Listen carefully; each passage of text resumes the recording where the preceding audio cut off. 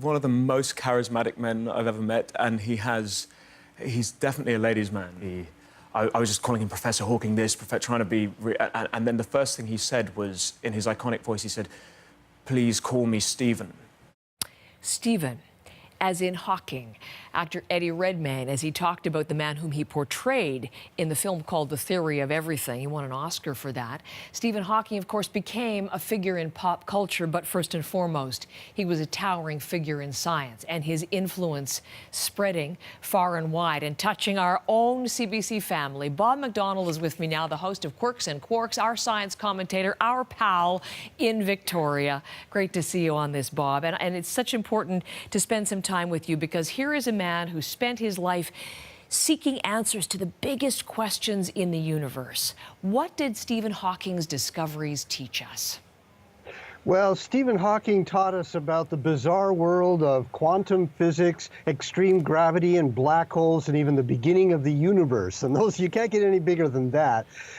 He's most famous for discovering that black holes are not entirely black. He didn't come up with the idea of black holes, but before him, the idea was that if you fell into a black hole, you don't come out. Nothing comes out of a black hole.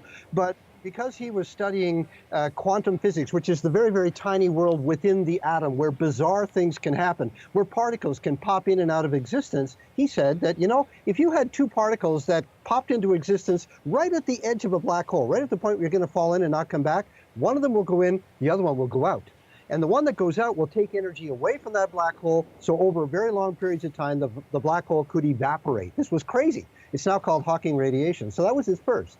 And his second one is that he tried to bring together the two forces that have yet been married. One is in quantum, very, very tiny, quantum physics, and gravitation, which is the biggest. It goes out to the entire universe. There's no theory to bring the two of them together called the theory of everything. And the reason he wanted to do that, and everybody does, is because at the very beginning of time, the Big Bang, everything big was crunched into something very small. So they were together at the beginning. So our very existence came from this whole theory of everything, which nobody knows yet. So that's where he was. That's where his brain was all the time. That's where that incredible brain was working. For all of that, for all of his contributions, he never won the Nobel Prize, though.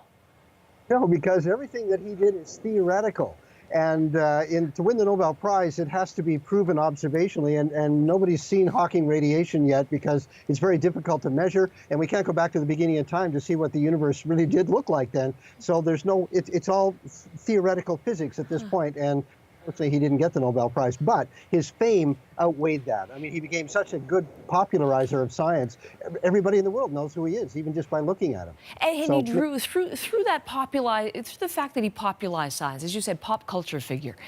The Simpsons, movies about him, a Big Bang Theory, the show. I mean, what do you think his impact was on non-scientists like myself? They say his book, The Brief History of Time, was the most popular book that was never read. But he did bring it out there. You know, he had the nerve to take very esoteric science, which is totally beyond our everyday world. It's completely alien to us, but he did bring it out into the popular mind and at least make it known that this is important stuff. Even though it might not solve your income tax this year, it is important stuff, because out of fundamental science come the biggest break that we've had in history. So that's why fundamental science is really important, and he kept that alive. You met him. Tell me that story and the impression he created in you. Well, he came to Canada. In fact, now there's a Hawking Institute at the Perimeter Institute in Ontario. In 2010, I had a brief chance. I saw his lecture, and then there was a dinner afterwards, and he was at my table. And I went up to him after all the hubbub had died down, and I looked him in the eye and I said, "Professor Hawking, I'm a science journalist, and that zero-G flight that you went on, where he's floating weightless, I actually went on that same flight. Not when he did, but I went on another time." And I told him about how remarkable that was and how he must have had a good time, and I understood. And then I looked at him and I said, "I never thought I would have anything in common with Stephen Hawking. Maybe I'll see you in space." And he looked right at me. He always had a twinkle in his eye, and he gave me a wink, because at that point, that's all he could do. And I felt for a brief time a connection to Stephen Hawking. So that was my little encounter with him, and I feel really proud that I was able to do that. Wow. That's my little intake of air at that beautiful story. Richard Branson, of course, had promised him a flight in space, which he never was able to take, but he did experience. We were looking at the photo there, and the moment of euphoria as he experienced weightlessness. Stephen Hawking. Bob, thank you so much. Great to see you as always. Bob McDonald from Victoria this morning.